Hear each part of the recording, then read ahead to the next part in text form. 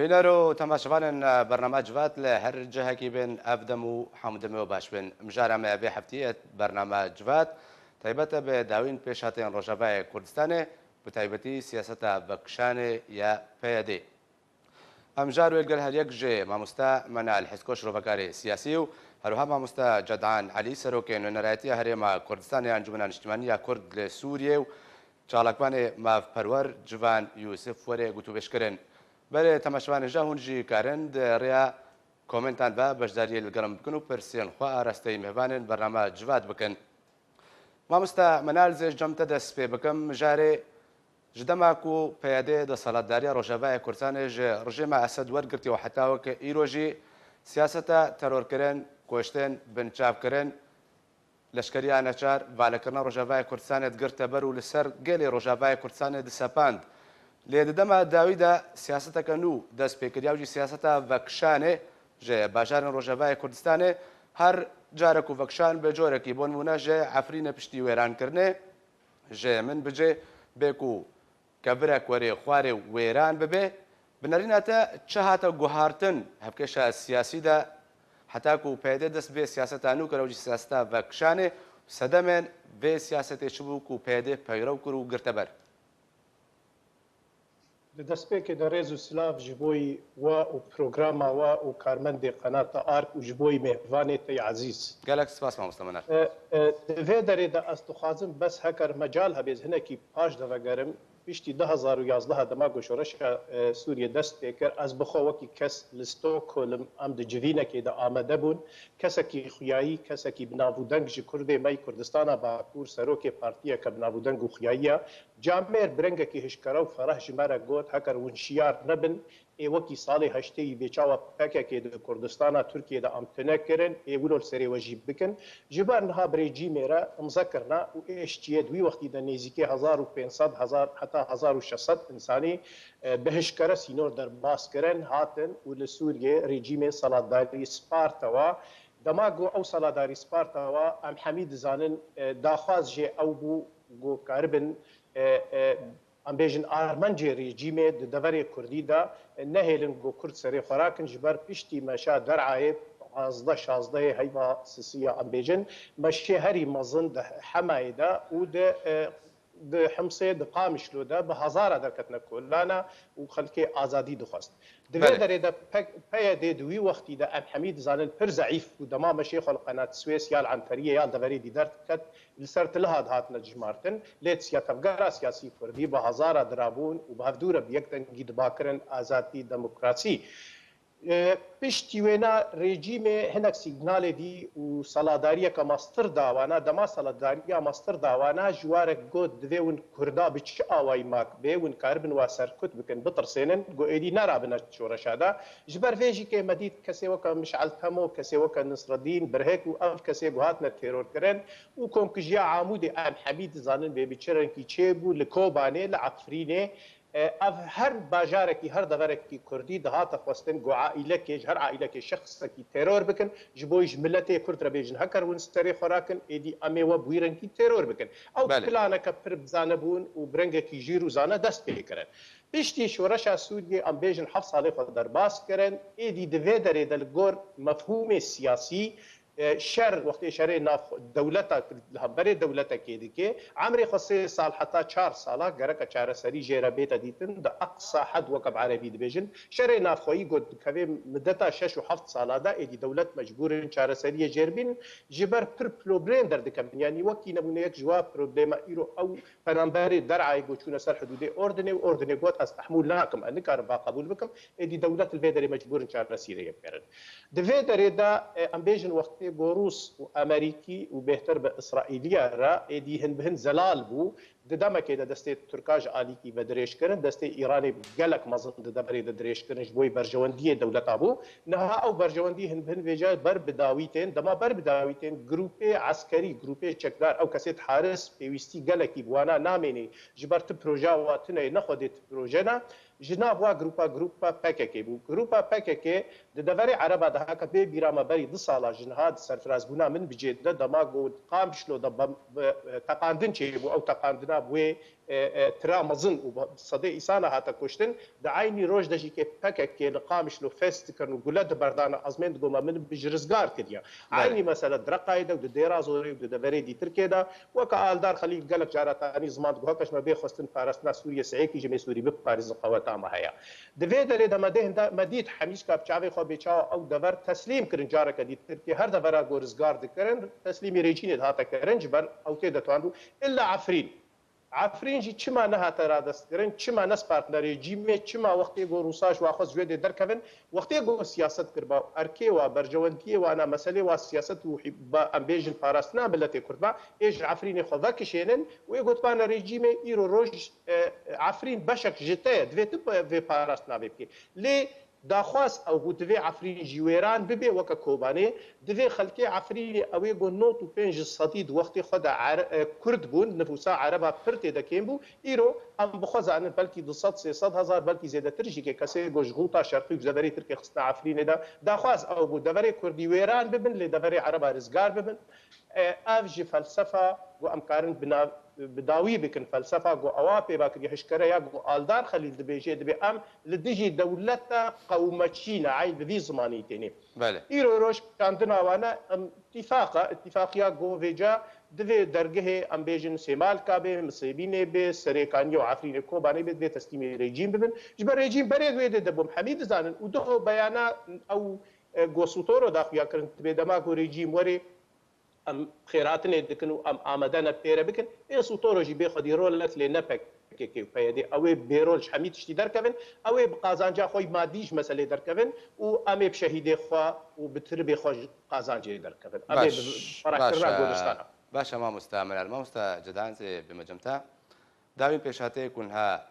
ام بيجن روجافا كرتاني بقشتيج بركو ودو باش روجافا روجالات جمع فراتي مي بحثا روجالات جمع فراتي بكن جبركو بيدين ها بس بتني دور دمايا دما بوريدا هفتيكي بيش نها آلو سلوغانو وينين خوا يكودنا بندا بشر دا داني بون راكرن هروها او بنايات انگو اباهين جر جيمه وركرتبونو كار بيت كرن بكري دابون جبو برجوندين خوي كسايتي بكارتانين او جيوار كرن داكو باجار بتبعي رادستي رجيمه سدوري كرن نرينتا ابو يراها اباكو برچاول پیشیا خلکی چواته که دیو شروع جرتی کرن. اماد بيجم پیاده دزانی بو د کوتاهی د تالیا د میدا و چرنگی پیرا چیبه. جبرویه که انها نمفاجأة جيرة ونامنبات ماي وعجيب ماي انه والله تشتكي ند خيالا مدى ند نرينا ما ند خندنا مدى تبا بيشيا ما ام دبين دروجي ده پیاده خوکره بکار یعنی بردست که خلک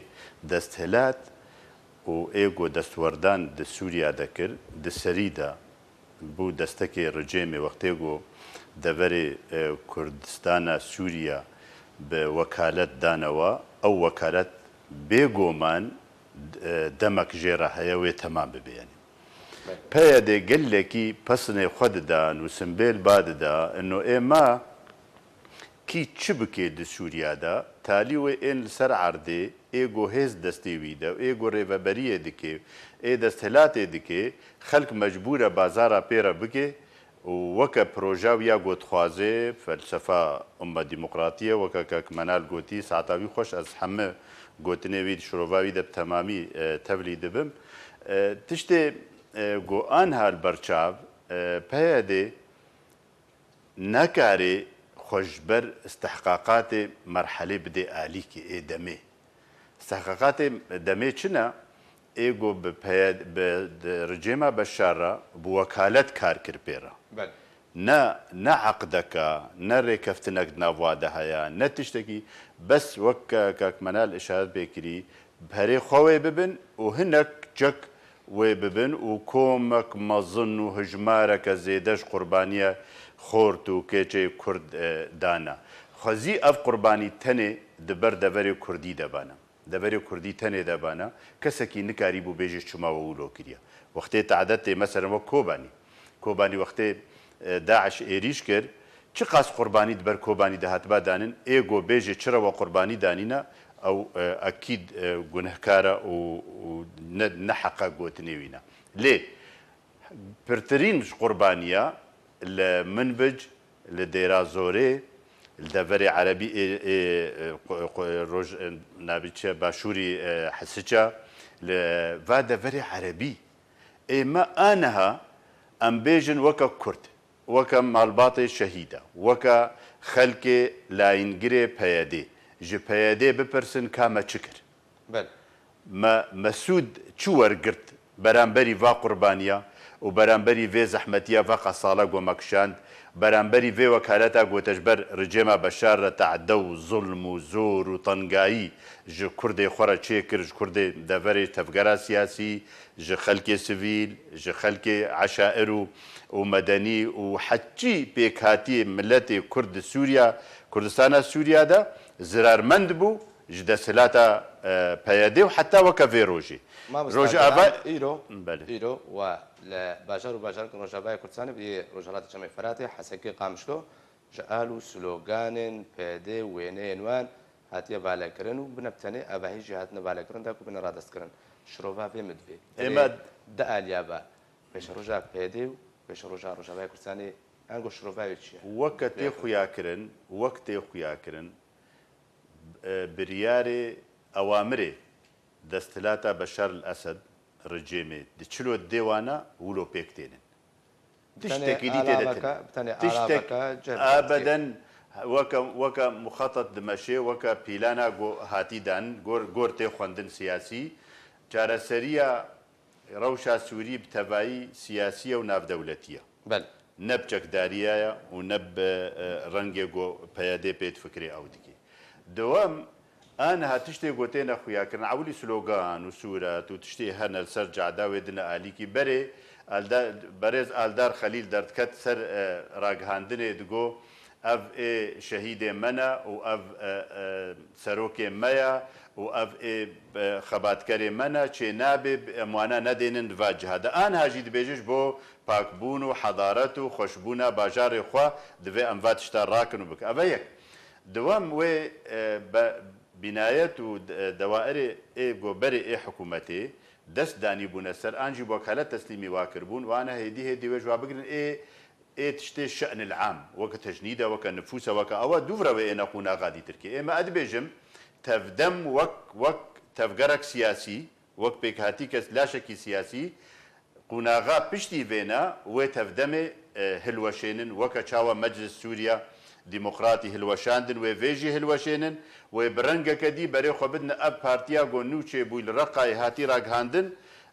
دغومانا مدا ودناف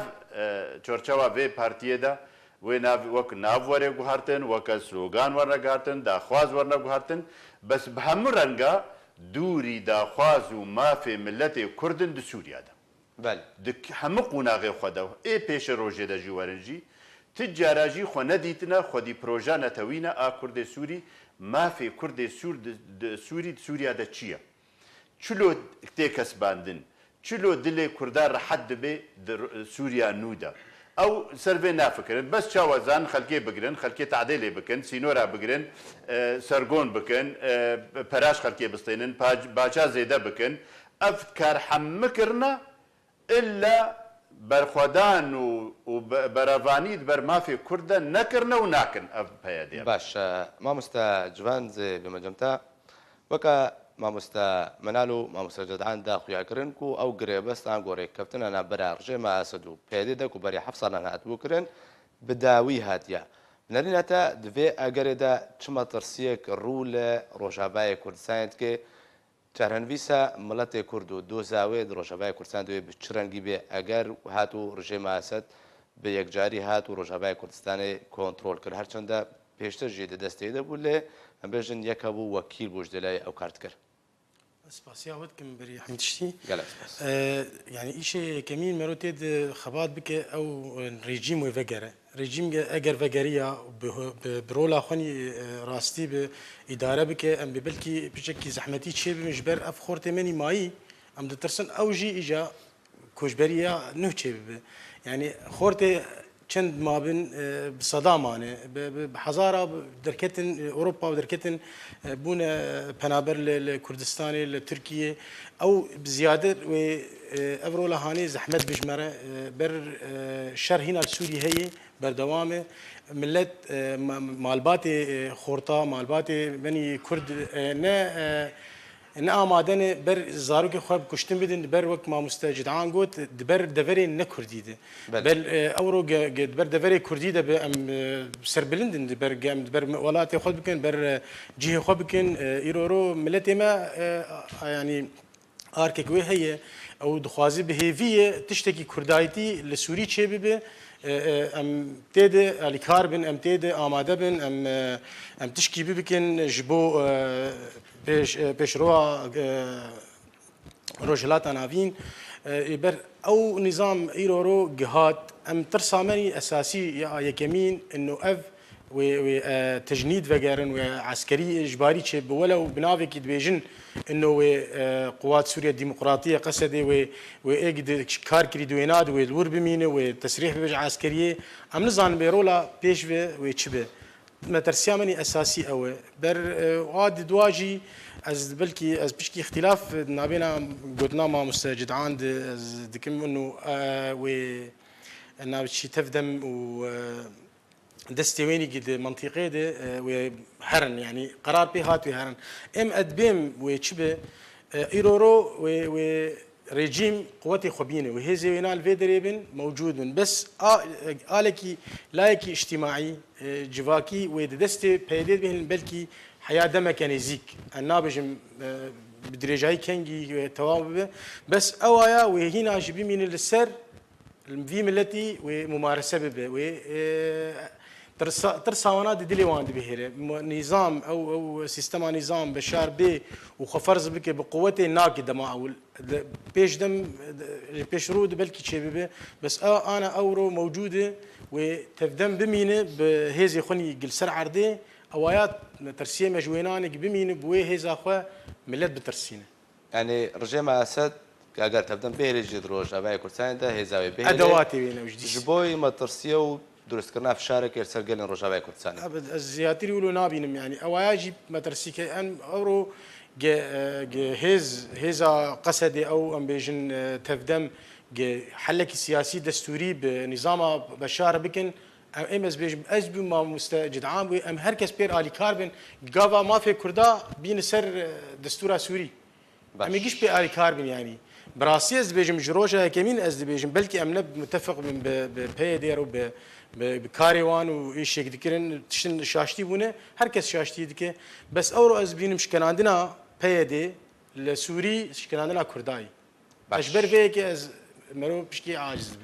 ما مستا منال زي دوباره بره خود ما دفتا كرمكم ما مستا منال باذن يعني كاك ملان كاك جوان دبيجي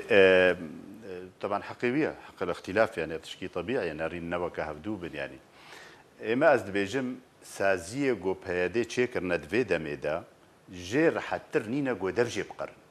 بقهرن نجو يعني معناوينا وهلوشان دنا ومعناوي وبقهرن سيستمي بقهرن ناف بقهرن اول جم وانا قلكي جي سهلترو ارزانتر نينا ابيك دوام شكستنا بيادي انجي هاجر مولوش تفهم كر شكستنا بيادي انا شكستنا كرداي اما ترى مختلفم صدي صد بيادي خنا بيني كرد بيادي خنا بيني خدي ما في كرد بيادي خنا بيني حتى دفرا كردي تدبيني باكوري ديمقراطيه فيدراليه باكوري سوريا هيج تشتكي كردي اشارت بك كردي ايحاء بانه كرديتي تدهيا حمج نافروكا اواخوا وجعنواني ويجي درخص لوغوا خو تشتي خو تيدا نشتن دروش ماوانا دا خازاوا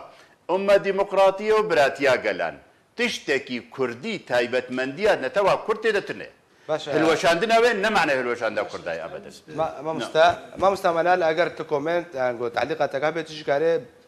يكسر ده مدست مباشرة بيجي وقت كومنت اخو بيجي ما مستكرمك او مسألة انه بيدا نكردية بناوشني ببروجا اخو نكردية بس لبر جيهاني همي دناسن يعني حتى لسر قنوات جم اردوغان ولويا لسر هر كسي دبيجن دبيجن بيدا الكردي حزب الديمقراطي الاتحاد الديمقراطي الكردي ولو نابي نولوي ولو نابي نولوي بس ام دبيجن ايش اقويتشد ايش عام بله ما مستا منال كرمكا كاك جوان گوتکار به بس جکارما تبچکه کی کهدار بکه پیشتی معاهده لوزان و سفر جیکه عصمت اني نو جیکه ممثله کرداب و کچو توی در حقی بلته کرد گوت ام دخوازن د دولتات ترک دبیر ما حقتونه یا و به هزار نمونه وینا ما هیل سر وینا دفه در دماغو ام بحثا ادیانات کن ام تین سر آیاتات سکن آیاتی گو پیا بونه داو دما ام بحثا رخصته سیاسی کن ام بحثا ایدئولوژی و فکر و پرتوکه و کتابه او داخوازه و داواوی دچدا نه پکه نه پیده نه هدف لکردستان ترکیه دا د پروگرام خدا تشتکی دا خوازا ملت کردی دا تونه هکر زمانه کردی آخرن اب مسئله کدی ترکیه اب د دنیای سعی کی دا چه بویه جی که دماغو نیلسون مندیلا حبسه درکت ایگو لدیجی درکت ملکه زولو بو او خوشیش رشابو اوانا تموتم د شورش د تاریخ شورش داد طرفه کی ولات پاریس درد کوي طرفه کل دجی شورش درد کوي مساله پیده پککه ام بخنه مساله کردیش برگو بو کردید آخرن براستیش دوی درید ام گنهکاریه که د سیاست یک دکن دوی تجمره بیجی پروگرامی واچیه دا خوازا واچیه خوستکی واچیه دوی درید دا اب یک دو وقتی ام دبی سالاداریا وانا د سوریه د خلاص بود ام تشتا جفدو جدو کن سالاداریا ایرو گور خدمت رژیم کن خلاص بود بس هي خدمت دولت اگو بکن پروژه کردی تک من خلاص نبویا تو در با پیاده و پکک ایرو روج دسته دجمن او اینا تواناکن جبر تبیراتا بری سالک و تشتکی دماد کردستان روج هلاد دا دوی داری دمستراشون چی بون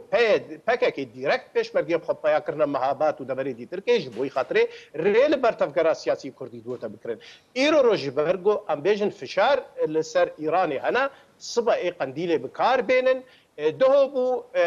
كره طالباني لسر تلفزيوني بهشكره قد قو نمتني امزكريا بينجه انساني بمرا امزكريا جناب وانا سرقرتي فاكا كيبون قربان دوي ام دوي داري دبعاتي فيل سياستي نبي زينن ام لسر خوينا شهيدا دوي ام ولات باريزيه نفروشنا هفدو دوي ام جبرغو ام بكردي دمشنو كردي دخونو بكردي اخذن ام دوي داري دا تشتاج هفدو جدا بكن بروجا باكا كي جبرغو وقتي ام انها بيدي د قرار خود د بلیار خود یک گوتنا آزاد دست سوی د تونیا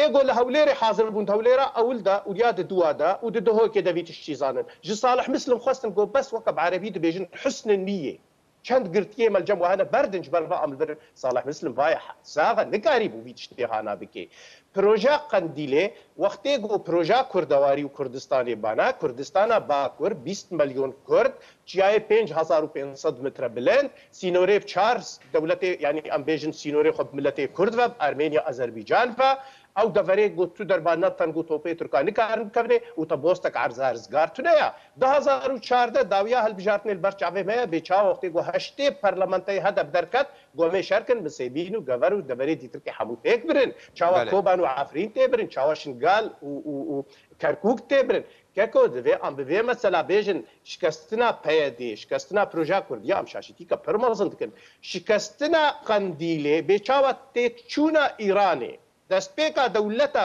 کردیا چونا قندیل جی که آواکرن و ریس گرتیا مالا کردیا دوی ام دوینا دا به هشکره بفدوره دیکن ام سیاست دیکن ام نب حجه کرنه المسئله بیزینن ام نب احسا هزار خوینه شهیدات کن ام پر سر خوشوارت الطوینن او گورستانی گو ایرو عردا مریتی دا نمایا بس دبر چی دبو دا خواست چی بو ما مستجوان ام هر تشتکی براستی السر بسکتن قربان باشا ما مستجوان اگر برسوی بده کرم كاغرنا سپاسیا ما مستمنال دکم بس بيچه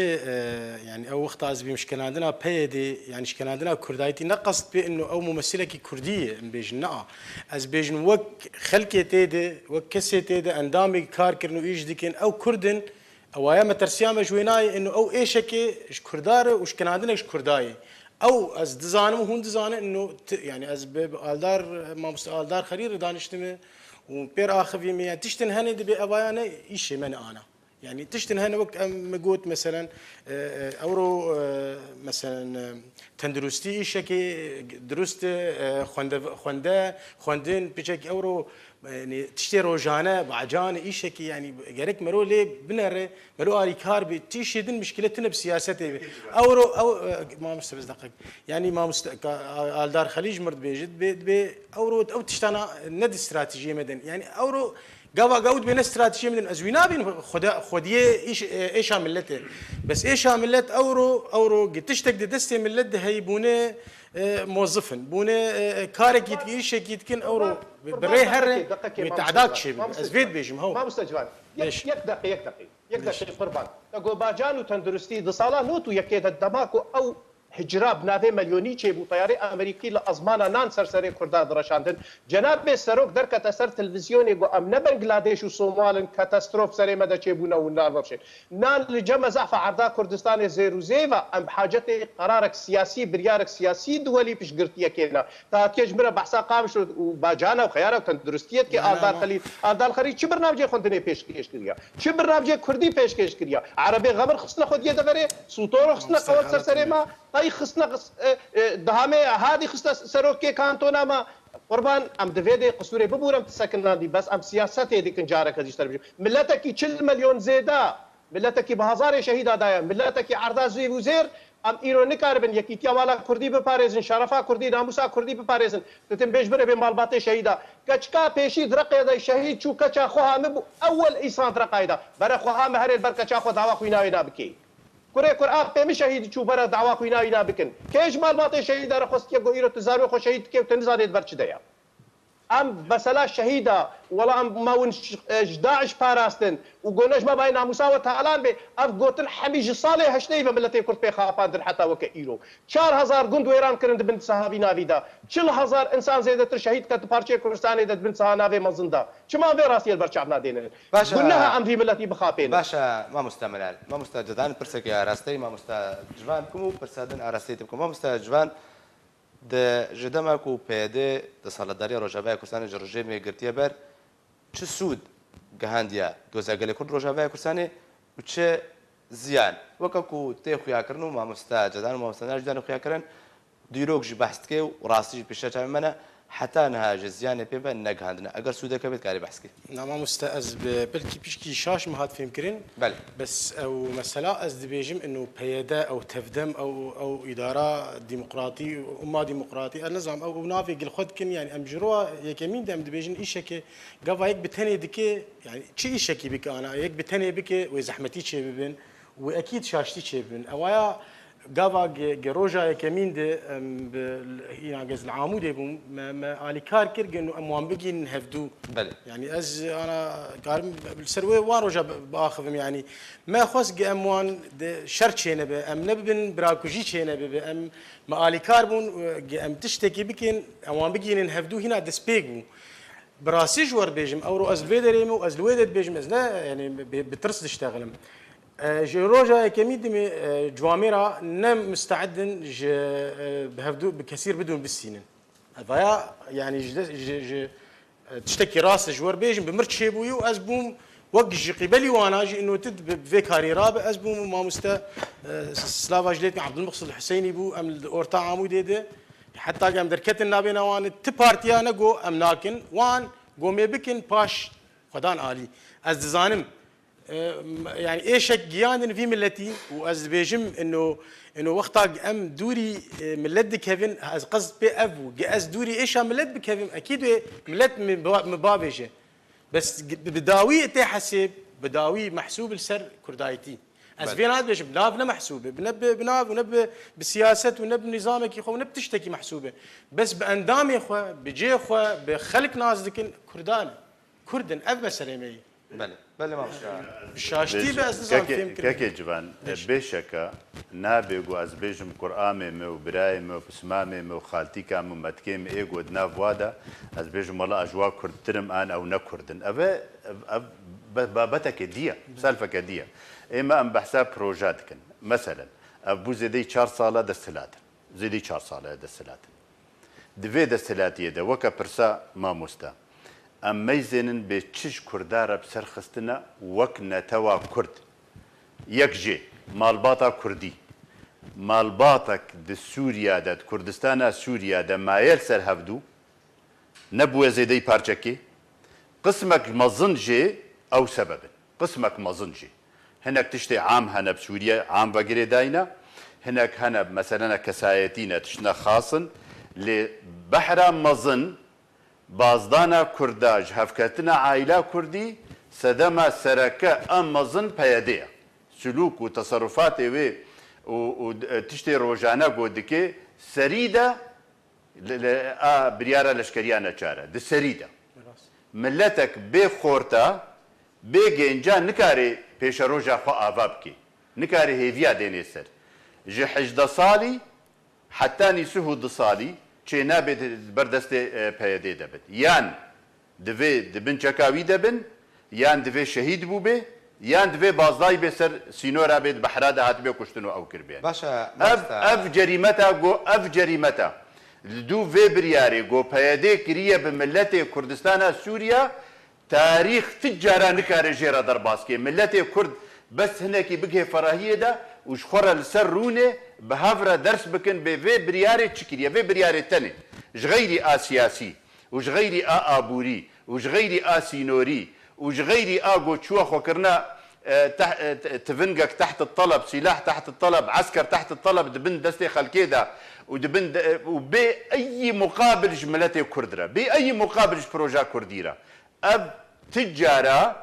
ناهي لغو يكي سياسي بخويني انه اف بارتيا هنج بر قضية كردي وخباتت كيش بر ملتي كرد وخباتت كي جبر فلسفة خوبة فلسفة بيادي فلسفة بيادي ام دي سفي دوبارتكم الأمة الديمقراطية وأبراتيا قالها جبت تاني رخباتت كي وكي دي تشتك سري وادنينا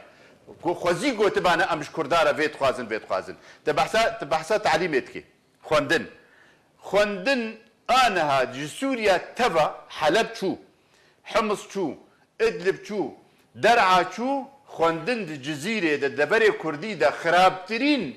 خرابترين آستا دناف سوريا تبعي دا قوت مقارنة بكي بدبري سوريا تبعدا باشا على اساس كردن ما مستعمل شو بفيرنجي هالي فيرنجي ما مستعمل برسك برادركي بنابي عبد الحليم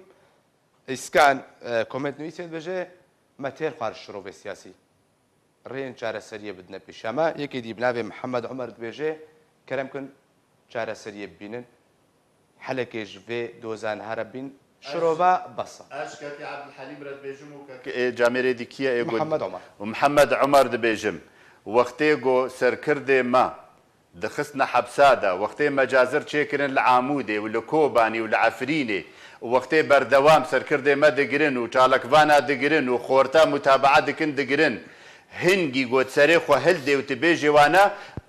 افرنجي برسي توزكي بازدانا جستحقاقات وواجبه بيدي قوت شكرنا وجرائم وخرابيه مظنه قو كرنا خوش بروي الدنا اليكي ايما وقتي قو ازنكا انا هال سر مقد خيق وازدرباسي سوري بم ازيد هندروي سوري دا سكرتيري ما سكرتيري سركردي ما سكرتيرك وسركردك نما ناف تفقرا سياسي دا قو إهانة نبو نها تقرتن بروجا وبهيبا نكت زنداني بيادي دا زنداني رجيمة بشار دا بدستي بياديتي نقرتن يعني أزيد في حالتي دا وقتي ناهلي أمل هفرونن ناهلي جفاتك شي ببي سيري كفتن حجتا بيادي جاري هرتم دبيجي أنجمانا كردي جبر قود اتلافي دا أم نكارن بهفدور اتفاقي بكن ام دهندرو ائتلافه دا افري كفتن بچي کرنا اتاليجي ادهوكي بو ادهوكي سي خالوي سركهنا اداريه وسياسيه مرجعيه كرديه ولشكريه هاجر افهرسي خالا ملهفدو كربانا بري بويرا كوباني وجريمتا قد كوباني دا شي بوي نها حاله كرداوي نابانا بيادي بلا ضغط ببين بيادي يان خو بدي اليكي بشتي واقع صالح غوكري ودستلات شي بوي فشل اني فشل لشکری آنی فشل آبوری آنی فشل سیاسی آنی فشل پرورده و خوندن آنی فشل جواکی آنی تشتک نماد ناف ملت کرد سوریا دا گو فشل شکستن تیدا نه آنی هین چه وی سرواهنا برا خو بده آلی کی هنگی امیزانبن بکا ملت کرد کاری خوره و ببی آنو نه مثلا انه والله چما کرم که پیاده بدر سکن یا بالمرصاد سوتورو شریکی ویا يعني بيرا كاردكي جماعة محمد الفارس كاردكن جماعة بعسية ورجيمة بشار كاردكن دبرا كرديدا بس بيش مرقا ولشكري روج قد خيق ودرباسي كردستان سوريا ببي جبر قو افتني بروجا كردي كارن بباريزن وبحمينن تشتي قو قضية كردي تميع بكي داخوازا كرد تميع بكي ملت وديروكا كردي تميع بكي پیاده کاری دست آریکاری پیرا بکی و پالپشت به پیرا و بین کلک آخو وکی دیتر که قبول ناکه اف نقبول کرناوه هشتیا گو کرد به هیوی ببن بطرس بن ما ترسي زيادة ببي وكان هاد بيجن روجلاتي فرات انه احتمال هيز عربي ورن هيز ندي ورن اجنبي ورن زانب ترك ورن زاكي ورن افحمو وارده افحمجي دبي سدم بريارة لشكري بريارة برخداني وبريارة سلمي وبريارة اهلي بريارة مدني حمه بتناخو وك بارتيكا تك آلي تصرف دكي اوجد بندروشما بكاكي وقنديل دا تشتكي كرد سوري تيدا تنيا هاجر داخوازا كردي تيدا هبانا براش كودري بن خمناكي هاجر ما في كرد تشتك بجي كربانا كسبا هاجر بشار الاسد اي مجرم اي خراب اي سوريا خراكر اي ملت سوري ويران كر نيفي كوچبر كر سير بي كوشت نظام شاو شكل حمد شتي يعني بسري كرداك تفلي ولو بسري سوريا تفاي كرن تفلي ولو جو بيادي تشتك ريكفتنك دناف وادا تشي بوبانش بو ما في كرد ما يصير سري خداني بان باشا حتى لو بشار الاسد ما مستا جدعان ما مستا منال برادركي دي كومنتي با ببورن نويسيا نبي خشمان شوكات وعليه بجي اگر راستون بجن پیاده خرابه او شي القل وريكفتيا واللي قال نرينا واحد بجي خرابه بتو اواكي خدمتها دوزا قال كرد روشابا كرساني نكريه لي برز بردا بديل تشيا دوی داره دبراستیشی که پرسا گویی کسی گو پیشیشی کراوی بداوی عبدالحمید نزار چه پرسا که پر گرنگا و دوی ام دبر وینا بجدی و براستی بسکنن پرسا ملت کرد شارع کردی اوه ایرو روش انو بدیل چیه پروژه چیه دبیرو باوریه بدا پشتی دل روجهلاتی بگشتی سیاست بیزینی و سیاست امریکی بتایبتی خریطه گونو ام بیج نقشه گوش روجهلاتی را بیت نویساندن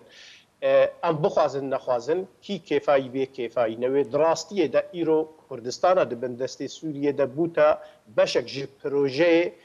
باشور کردستانی باشور کردستانی بیرو باوریه دا مثلا رافراندوم گاوا هری د دیروکا کردا د راست و درست او بو مافی ملت کرد قانونی دستوری اخلاقی حقوقی تثبیت کر راست هجوم هات سر کردستانی او رافراندوم بو با نبو با هجوم وری سر لی ایرو روش پروژه امریکی یا گود میزان دوار استراتژی ده دو بود کوریا باشور د کوریا ده بود با کردا و پشتی وینا ایرو ام د میزان دورو بر ایران دیچه کردستان جناب سروک پروژه کا پر باش و درست و سیاست کا پر راست مشاند مثلا کرکوک ده خو نخست شری براکوجی ده گو پروژه دجمن بهلی گو هری سری کردستان ایرو هند به هند وگره ام زحمتیه که دنات سیاست ده بهیوانای قربانه تبع سیاست نبروجا و صالات حسابه سیاست دو درێژ دەتێ حسێبێ دەما دوو درێژ دە بەشێ کوردستانê li gor proje Amerîkî di deverê de Amerîkaş deverê xwe qet nebaş destê xwe diberdê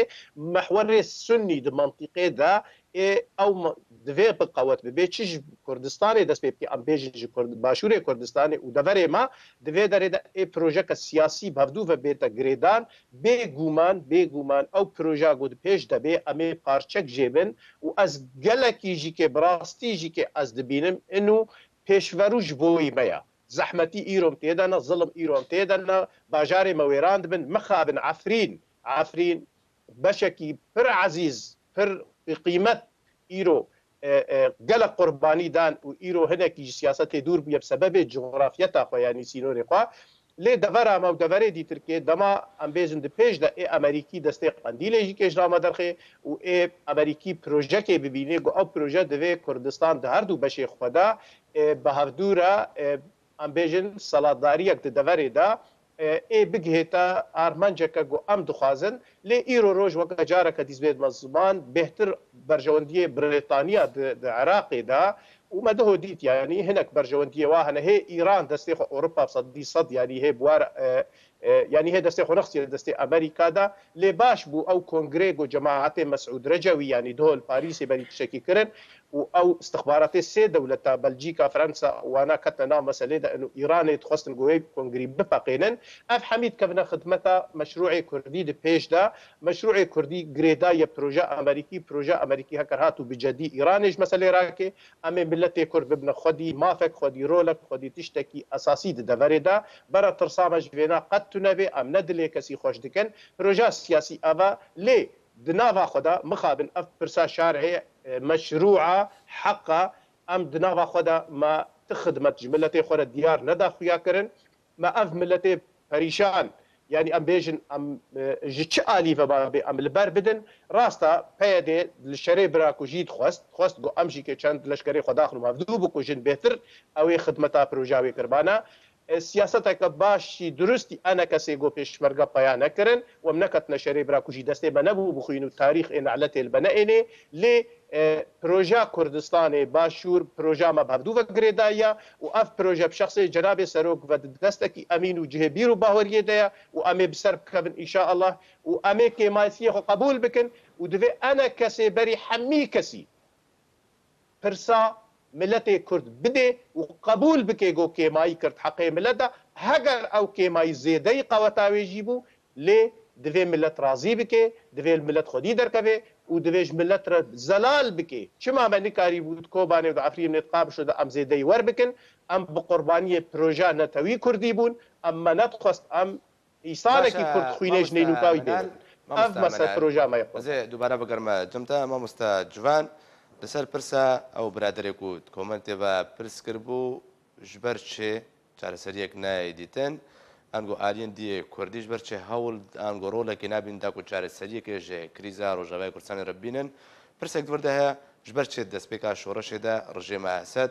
جه نبا تبعیه پارتین روجاوی کردستان دست خواسته دست پیده دا پیده ام بجن ریک کپتن وقت یگوتن لگل پیده کر باش ساعات خوش ما مستمنال دسبيك يعني او ريجيما بشار الاسد دست لا بيدي لانه بيدي وقوت انا بيجين ما مستب مجد عاجي ما مستمنال بيجي يبر بروجي وينان كردي تنب جبر او خدمتي يعني او اد زانم وحركه زانه هاتي كارك ويناتي كاركي مقابلكي مادي مقابلكي مؤقت يعني تشتكي يعني دنيزكايد كاركي بشكل دكودش يعني او بي بروجيكي مستقبلي كردي هي جبر فيكي ابا دست خو بده يعني بالتاكيد بده بيدي او بيدي هنا لا بيدي بتني هي هنا وقت بيدي جي او انا بروجي نظام ودس بيجيبين انه بين سر عرضه او ملتي قدر كتبوا بنابر جخورتا وج مالباتن جهفكتن ما مستجد عنقود افانا او بخو بروجي يعني اورو ترسامني اساسي رسن جيفي ايش حق نافش سيستما نظام بي ايرو رو جوانراك وتكب شو نواند ترسامني اساسي جوينا انه اي ماي ويدر كم بنابريت زياده تربن ويبرتربن كردستان انا 25000 بنابر ليبن وبيبي 65000 بنابر لي يعني حتى اوجي يعني واري اقتصادي الكردستاني زحمتي يعني اورو بنابر مشكلاك هوري مزنه يا انت هره تبي اجنده وتبي سلاحك دسه تجمني خده الكويده بيوت استخدام بك يعني ايرو حياه سوري تواو شرلينا سكننا راست تمشت يعني بسجريكا سوري تشيكنا بسرينا ايش بل ابدا شهر سر نابه جبرتشي او ملتي ما او خورتي ما بناغرن نابن ازبم لشكرك لدرعه وزنام لشكرك لادلبي باش درعه توا خلاص دبي ويهرن ادلبي يعني البرجع حركسي او تشي بلانكي امريكيها ببلانكي روساها بايرانياها بتشابه هنا بجينا هاتيه جبر مترسامني اساسي جبينا جبو اف خورتي مني جماين او جدركن ترسامه اساسي جبيناي بس بدي ما مستعب عبد الحميد بما الحل يعني وقت شهر سرياي تشي يكون تشبكن افانا خرابن امنا مثلا دي خرابن كسم باش دوان تجي هنا وتغيري وان تجي هنا الهردري هنا بس اورو او دبيجن او انا بانكن بين ورن انا ما كاري ويشك من تشتك من بسري نهات ام تخوازن جار سري كش كردار بكن الفيدري وی چاغه برا ببینه به کسک در ولا نار آلی کار بوانه برا اورو بیجن به ام زیاتری فینا مردر نکت او تخستن بس او لسر عردينه او هيزوانه او ايرورو از بقرم از بقريام بريا سري صار از بقريام ويدري از بترس مزهرم من عسكريان نظام كري ومن اوان كري وعم عمري بتشلو حفصال از يعني از بيم از نه عسكريان يجي بس تفولوجي ترس هي يعني از في عمري از ترسم اجا خورتك حجد صالح حفظ صالح نترس مثلا ما اساسي انه ملته يتعدل به از نسر دفاع بيديتكم ولا انا كسيدكم از ملته شالو بهتر تعدام مستجاب يعني تعدامه وبيتر بنظام فقره وهنا شر السوري هي وبيتر به شارتش بنادي تمام جارا جنب بدور بدو بالسين او زحمته از بينم حياه جاره سريا جيروجلات نافين بخوتشي نبه از بقيتشي ناب باش ما مستجدعان هر جاري كده ماكو بيديش كستك دسفتينه هنگابك نچاوري كري دگريبر گرتن رباندن بنچاف کرن یانجی به دنگه کی بلند بانک کې کون کنگره اجتماعي ورنر دار خستنو بحثاره کفتناتی کرن گل انا کسي بجاري و جنابندا بجاري حسكي وقامشلوجي ارو سلوغان خبا والا کرن راکرنو اباهيجي والا کرن بنرين هات بجاري کارودانا پيدي انگو کارودانا وي ردت فعلاوي والهمبر به هنگابه چه بیاجی بنرين هات تشتكي اساي بيج بشكو فرمانه جمجت كي نفس رد فعل پيادي بقلكي دجوار وتوجتين وقت آلية كردي دبي آلية غير كردي دا رد فعل جمعتنا قبول كرنها يا بل أوامر خلقي بيانيش دروي كردا تنفيذ دكن بشرط ومرج أبدا دا خوازة تشتكي ناكن أبيك بل أدوام نها أفرنجي قودكن دخوازن لاينجري خوا هفالي خوا مجول بكن إنه فا كار نادكن وشغل نادكن تشتن بيشاوا هذا ج عفريني وفردا پایده دشکستنه که مزن دیا دناف هفالي خوا لاينجري خوا دا وبرا خلقي قوبويرن بشتغلن تدنجي وابكي بتشد بيجن لسر پایده وتشتي قو كرنا وقوناغا قو قهاني دا بهيفي بونا خلقي دفرا كردي حتى انها صدي صد بيدي مسؤولية تحمل دكي صدي صد بيقو من ابدا اي منها اموك انجمان الاجتماعية كردي تشتي بدستي مفتي جبر خواندنا ما ام بيجن جارسري ناف دولتية ند دستي رجيمة بشار ديا ند دستي اوبوزيسيونا سوري ديا لغور بيلاني ناف دولتي بچرنگي لپیشیا وایه برجواندی و چاوا دگهنه هفدو و بهفرا دبنا نزیکی هف دبن گور ولو اف پیلان و بمشه جارسریا سوری جارسریا سوری بتوایی قضیه کردیجی عملت کرد کردستان سوریا دناف دیا چه بدستوری به چه جارسریا سیاسی به چه سیستم حکمداریا نو به آگو سوریا نو هگر نوابه تجارسری بتنا خوش بو کردات نه نش بو کردا و نش بو غیری کردا تشتکی ولو تنیا جبر ولو بلا خلق ما خو مجول نکن انه کاوا پیاده ولو کریا هون کرب کن نه پیاده کاری تسلیمی مکه و نه امکان هر استلام بکن باشا ویلانا كدولي دمشق ناف دولتي اول سر در حقا سوريا ده بسر عرضي بجيب به زيدي ولو تشتكتنا يا باشا ما مستعمل مش جمت ده سبيكروز جمت شي بداوي انم داوين برسيار بس بكورتي برسبان بدا رجع مع اسد ورده صبر و درباسي باشارك نوشبه كرسايد به و به تبعي كنترول كه دست پيدي ديك جاري ده نامنه بنريناتا سيناريو هري نزيك ج بشروجا روجهلاتي چمه فراتيرا حسكي قامشلو ديركي يركي لگي چلغا چيا دفه داره ده باو بيبدا لكور يعني ام بيجن تشتي جوج اودي طاري درت كذا او بدزير ونشتني جو درت كردن تدي سياسات نتشتي صار طاوله ده بدزينا ايرو قيمان نقبا روسا واسرائيليه وامريكيه ده خوشك دمشيت تدا بر بداويتي او نا ورن يعني دستي ايراني مساله درخن تركي برنج جرنجا يعني يشارك يجرب بينن امريكا مساله قدر راكبي حتى ريجيما اسد فقري ريجيما اسد بن شرط وشروط هذا كاربي برتوان بك كم صالك يتحكم سوريا سوريا سالك دون اموينا نزانن لان بيجن اتم تموينا به لنا او لا قد سوريا لي دما بيدا مزاد نقبار وصاو امريكيه دل سر لفكرنا دفري ما قد ناكف ندستي بشار وك جاري بري ام بيج وك بريش بربو سوريا بقشتينا ما تذكري وك بري دفي دري دا چار سري او بي وك جارك دي اني زمان اي بروجا بكردستان و وبدفري ما اي حبوب بدور غريداي بي واف بروجا بيشا چاوي امريكيه و امريكي سند راوستن وبرا دلي ملتي ما وقت بيجي راحت بي ام دطنقاسيه لنا لي بيش فروج ملتي كرد ودولتا كرديريا بله تماشوان جاد داوید گلک سپاس جبوی مامستا جدعان علی سروک نونرتی هرما کردستان انجمن اجتماعی کرد لسوریه